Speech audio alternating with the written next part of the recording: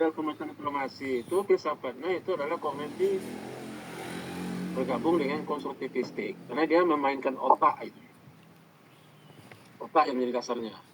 Model sosial itu mainnya adalah kelompok. Ya, kemudian untuk model perubahan perilaku itu banyak keterampilan,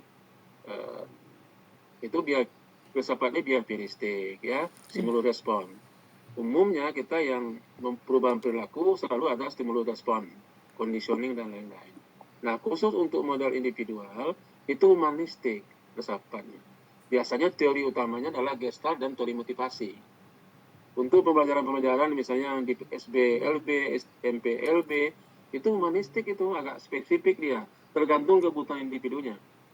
Nah, filsafat ini ada di bagian awal, ini penuan yang terbaru ya. Iya. Jadi landasan filosofis itu selalu ada di dalam rancangan pengembangan model pembelajaran.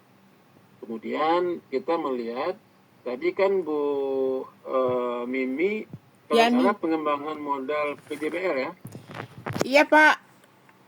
Ya, PJBL. Iya Pak, ya ini PJBL. PJBL itu berada di kelompok mana tuh? Kelompok.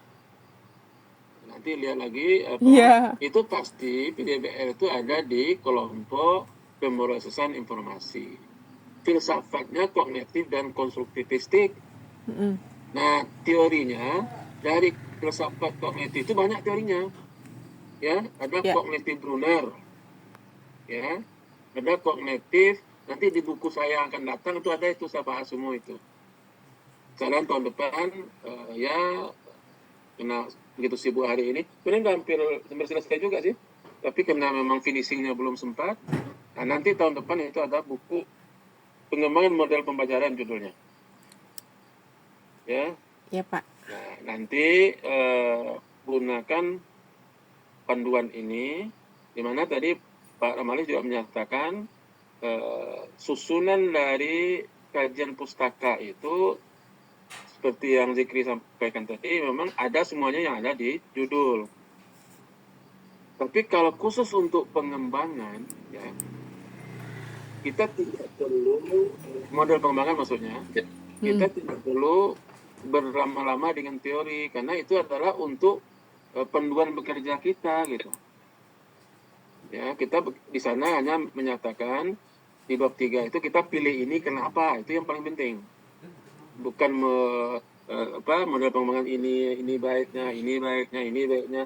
Nah, itu ada di teori sebenarnya, tapi untuk pengembangan kalau kita memilih model pengembangan, pertimbangannya itu yang paling penting.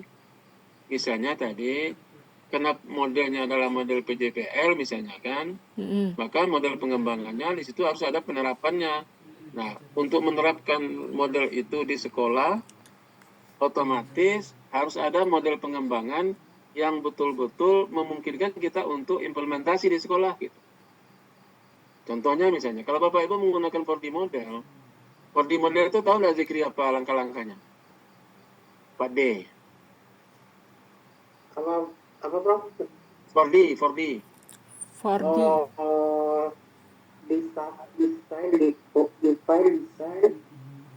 Design, development, disseminate. Tidak ada disinggung itu implementasi apapun kan? Tidak. Nah, itu contohnya. Jadi kalau menggunakan model pengembangannya 4D, tidak cocok dia model pembelajaran.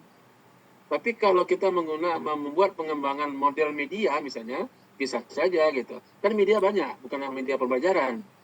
Ya, media informasi misalnya. Kan nggak perlu di dalam kelas. Jadi implementasinya nggak perlu, oleh karena itu model pengembangannya. Contohnya misalnya di model pengembangan itu juga diributkan. Kalau kita memilih model pengembangan itu yang cenderung dengan model desain pembelajaran, itu juga diributkan tuh. Wah, ini kan model desain pembelajaran, kok dipakai model pengembangan gitu. Dalam buku saya yang 2023 itu saya tulis itu jawabannya, ya. Logikanya adalah kalau kita menggunakan sebuah model desain, ya kan, yang dari awal kita buat, tentu agak lebih rumit dan lebih sulit dilakukan. ya kan? Tetapi kalau model pengembangan itu sudah ada punya orang lain nih. Jadi kalau model desain itu yang cocok, yang tepat kita pakai, nggak ada masalah. Untuk desain aja bisa, apalagi untuk pengembangan kan gitu logikanya. Ya, jadi misalnya ada yang meributkan misalnya Azure dipakai untuk model pengembangan. Oh, ini kan model pembelajaran, model desain. Iya, di buku Joyce itu di halaman berapa itu di awal-awal dinyatakan model pembelajaran itu persis dengan model desain. Jadi mereka-mereka yang mendalami itu biasanya nggak protes, tapi bagi mereka yang tanggung-tanggung memahami model pembelajaran, ya, ini saya berniat itu untuk menjawab semua itu nanti dengan buku saya yang akan segera terbit. Ya. Tuh. Baik, Pak. Kemudian tadi ada pertanyaan, berapa sih jumlah penelitian yang relevan? Ya, penelitian. Sebenarnya batasannya itu nggak ada sebenarnya. Tapi dalam logika sederhana saja, kalau yang kita teliti di dalam model pembelajaran ini ada beberapa sebenarnya. Misalnya tadi Bu Yani misalnya tadi di samping untuk pembelajaran apa tuh tadi lupa saya. Seni rupa dan prakarya. Seni rupa dan Prakarya. prakarya. Ada dua kan tuh? Iya. Ada dua, di seni rupa ya, di prakarya ya. Lalu yang ketiga ada lagi satu yang disebut dengan nutrient effect, yaitu kira-kira karakter apa yang akan kita jadikan sebagai objek untuk melihat perkembangan pembelajaran itu. Apa karakternya kalau di seni rupa itu? Karakter apa yang paling tepat? Ini Pak Ramalis tahu ini karena beliau kan orang seni rupa. Apa karakter, ya kan? Yang paling tepat untuk seni rupa itu apa karakternya? Kreativitas dan inovasi itu. Nah, berarti kan kreativitas yang dihitung juga di situ kan? Iya, Nah, kalau misalnya dan inovasi. keseni rupaan misalnya kan, ada satu penelitian yang relevan. Siapa yang sudah pernah meneliti seni rupa itu terkait dengan PJBL. Kemudian prakarya, Iya. ya kan? Kemudian kreativitas itu minimal 3 sudah ada tuh. Iya. Ya enggak? Iya. Nah, kemudian nanti mungkin ada beberapa hal yang lain yang terkait dengan itu, ada yang 5 ada penelitian relevannya, tapi dari judulnya itu sudah dapat 3 itu. Iya. Karena nanti begini, ada orang yang meneliti seni rupa dengan apa misalnya. Ada orang yang meneliti bukan prakarya gitu. Tapi kita mengambil itu tuh bagian dari rencana kita. Orangnya meneliti seperti ini, saya akan melakukan seperti ini. Jadi penelitian yang relevan itu dulu dihapuskan di dalam panduan, cukup dimasukkan ke dalam tulisan atau naskah. Nah, saya tidak setuju sebenarnya, karena yang ada di dalam naskah itu adalah sitasi ya, sitasi. Kita tidak mengambil itu sebagai dasar untuk penelitian kita. Oleh karena itu penelitian yang relevan tetap dipakai di ini. Nah, kemudian tadi ada di bagian akhir itu kan ada Julfariati tadi mengatakan itu ada konseptual framework. Ya, apa saya Bonetti tadi yang mengatakan. Konseptual model. Kan? Ya, ya. Kerangka konseptual. Ya. Nah, kerangka konseptual itu adalah bagaimana konsep-konsep yang sudah kita kaji teorinya menghasilkan sesuatu dan kita yakin itu akan berhasil gitu. Jadi jawabannya adalah kenapa misalnya PJBL mampu memberikan keberhasilan terhadap kreativitas, terhadap pembelajaran seni rupa, terhadap pembelajaran prakarya, itu yang dibahas. Apa yang dikandung oleh PJBL sehingga bisa meningkatkan hasil belajar. Nah, itu yang penting. Ya. Ya. Ya. Jangan sampai nanti banyak itu yang terjadi adalah dia hanya menggambarkan proses penelitiannya di kerangka konseptual itu.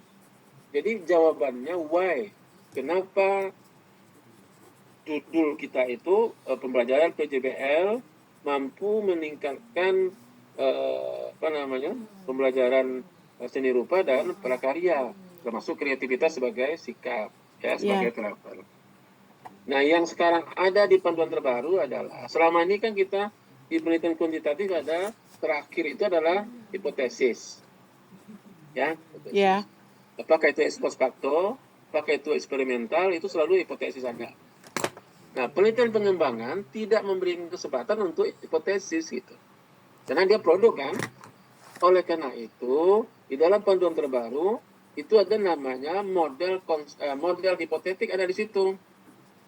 Di bab 2 terakhir itu, kita sudah merancang model berdasarkan teori-teori yang kita pakai, landasan-landasan modelnya sudah kita pakai. Kita coba membuat sebuah model yang akan kita praktekkan. Itu disebut dengan model hipotetik atau hypothetical model. Jadi kesimpulan semara tentang model yang bisa meyakinkan bahwa kita akan berhasil melaksanakan itu. Nah, itu dia bedanya. Jadi setiap penelitian pengembangan selalu ada model hipotetik. Nah, kemudian di disertasi sebelumnya, bagi yang kebetulan saya promotornya itu saya masukkan, tapi bagi yang tidak, itu enggak biasanya. Dan kalau ketika saya tidak ketua prodi dulu, saya nggak bisa monitor.